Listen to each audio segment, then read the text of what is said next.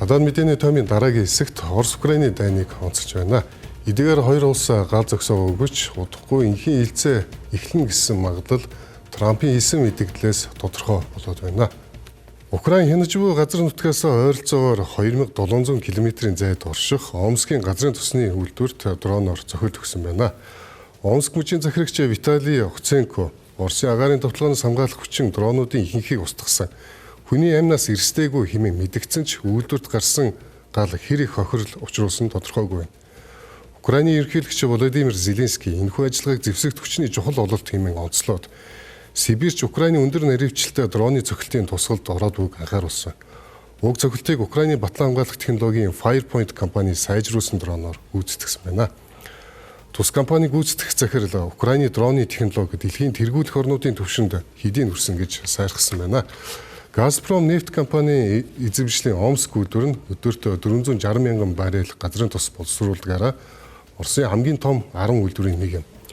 Үүнээс гадна Украины цэргийнхэн Оросын Усть-Луга, Висоцк бомбтууд болон Калуга, Ярославль мужидх байнуудад зохиол өгсөн байна.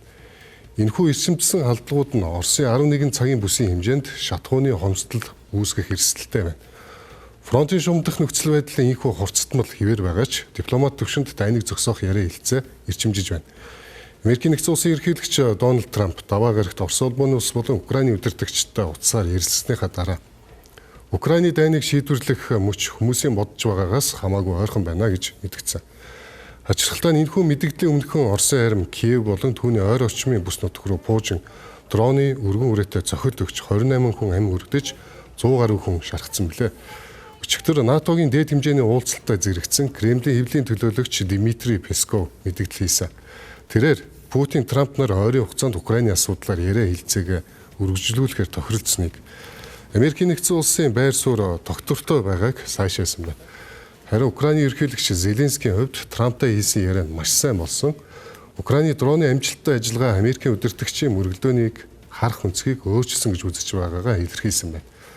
Трамп өнөөдөр Анкарад Зеленскийтэй биежилэн уулзаж инхий хилцээг урагшлуулах асуудлыг хилцгээр төлөвлөд байна. Энэхүү уулзалтын дараа Трамп Путинтэй дахин холбогдох магадaltaйг Америкийн нэгдсэн улсын албаныхан мэдээлж байна. Ямар ч тач өнгөрсөн жил цагаан ортны зүүн танхимд улсан Трамп Зеленскийн анхны маргалдаантай уулзалтаа харьцуулахад хоёр удирдагчийн харилцаа харьцангуй сайжирсан хэлт байгаа. Мөн Трампын зүгээс Украины удирдагчид хандаж Оростой хилцээ хийхийг шавдуулах буюу буут хийхийг шаардах нь багассан байна.